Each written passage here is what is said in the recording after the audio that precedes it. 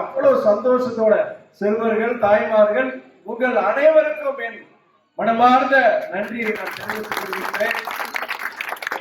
ஒரே ஒரு பணிவான ஒரு வேண்டுகோள், அரசியலுக்கு நான் புதுசுதான், ஆனா முடிஞ்ச வரைக்கும் பல ஊர்களுக்கு போகும்போது சில விஷயங்கள் நான் சொல்றேன். நான் சொல்றத தவறு இருந்தா அதை மன்னிச்சுக்கோங்க. மலர்கள் எதுக்கு? இறைவன் நம்பிக்கை இருக்கா, கோயில்ல போய் மலர போடுங்க, தேவாலயத்துல மலர போடுங்க. நீங்க எந்த சாமியை கும்பிடுறீங்களோ அது போய் மலர போடுங்க. இல்ல பெரியவங்க ஏதாவது துக்க நிகழ்ச்சியா அவங்களுக்கு ஒரு மரியாதை செலுத்துற மாதிரி அங்க மலர போடுங்க, மாலையை போடுங்க. தயவு செய்து அரசியல்வாதிகள் மலர போடாது. இது நாங்க இன்னைக்கு வந்திருக்கிறதா, இதனுடைய கடமை, சட்டமன்ற ராஜாவுடைய கடமை.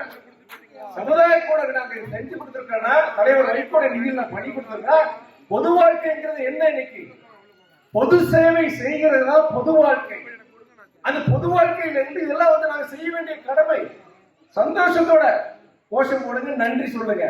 மலர்களை தூவாதீங்க. மலர்கள் வந்து திருமண நிகழ்வுல மணமக்கள் 2 பேரும் பரிமாறிக்கிறது தான் அந்த மலர்கள் வந்து, அது மலர் மாலை. துக்க நிகழ்வுல ஒரு இறந்துட்டாரா அவர் மரியாதை செஞ்சிருக்கா நீங்க போடுறீங்க.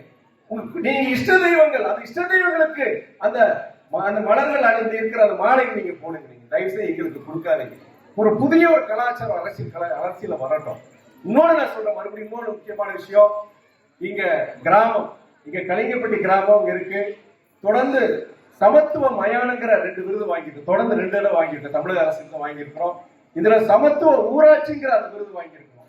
அந்த விருதோட 1 கோடி நிதியும் எங்களுடைய பஞ்சாயத்துக்கு கிடைச்சிருக்கு. அது எதனால கிடைச்சதுன்னா தலைவர் வைகோனால கிடைக்கல. நாங்க தலைவர் வைகோ மறைமுக காரணம். கிட்டத்தட்ட இந்த அவரோட 60 வருஷம் வாழ்க்கையில, பொது வாழ்க்கையில அந்த கிராமத்துக்கு தேவையான அத்தனையும் நாங்க எங்க குடும்பம் செஞ்சிருக்கோம். அந்த பள்ளிக்கு இருக்கிற இடம், இன்னைக்கு அங்க ஆஸ்பத்திரிக்கு அதுக்கு இடம் எல்லாமே என் குடும்பம் கொடுத்துருக்கு. அதோட என்னன்னா எல்லா ஜாதிக்காரும் ஒற்றுமையா வாழக்கூடிய அந்த சூழ்நிலையை தலைவர் வைகோ உருவாக்கி இருக்கிறாரு. அந்த ஒரு ஒற்றுமை எல்லா ஊர்லயும் இருக்கும். இந்த ஊர்ல எல்லா ஊர்லயும் இருக்கு. சாதி மதங்களை எல்லா அந்த எல்லைகளை கடந்து மனிதநேயத்தோடு நாம் வாழ வேண்டும் என்பது என்னுடைய அன்பான ஒரு வேண்டுகோள். தலைவர் வைகோ இன்னைக்கு இந்த 2ஆம் தேதி, ஜனவரி 2ஆம் தேதி திருச்சியில தொடங்கி நம்ம விராலிமலை மேலூர் வழியா மதுரைக்கு நடைபயணம் 11 நாட்கள் 160 கிலோமீட்டர் நடக்கிறார். அவருக்கு வயது 82 வயசு. நாங்க எங்களுடைய கட்சிக்காரங்க, மதிமுகக்காரங்க, ஏன் நம்முடைய முதலமைச்சரே சொல்லியிருக்கிறார், இந்த வயசுல வேண்டாமே சொல்லியிருக்கிறார். மருத்துவர்கள் வேண்டாம்னு சொல்லியிருக்காங்க. உங்களுக்கு இருதய கோளாறு, இருதயத்தில் நீங்க பேஸ் மேக்கர் வச்சிருக்கிறீங்க, நீங்க போகக்கூடாது, மருத்துவர்கள் நீங்க போகக்கூடாது, உயிருக்கு ஆபத்து ஏற்படலாம் சொல்லியிருக்கிறாங்க.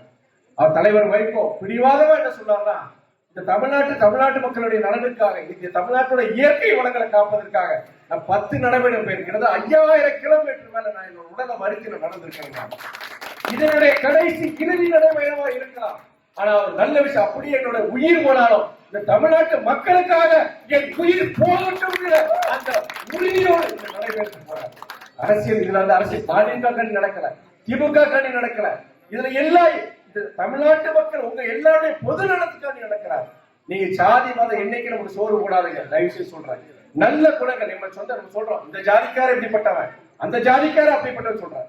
எல்லா சாதியிலையும் நல்லவனும் இருக்கா, கெட்டவனும். ஏன் நம்ம சொந்த குடும்ப உறவுகளை எத்தனை பேர் நம்மளுக்கு ஏமாத்தி இருக்கிறாங்க.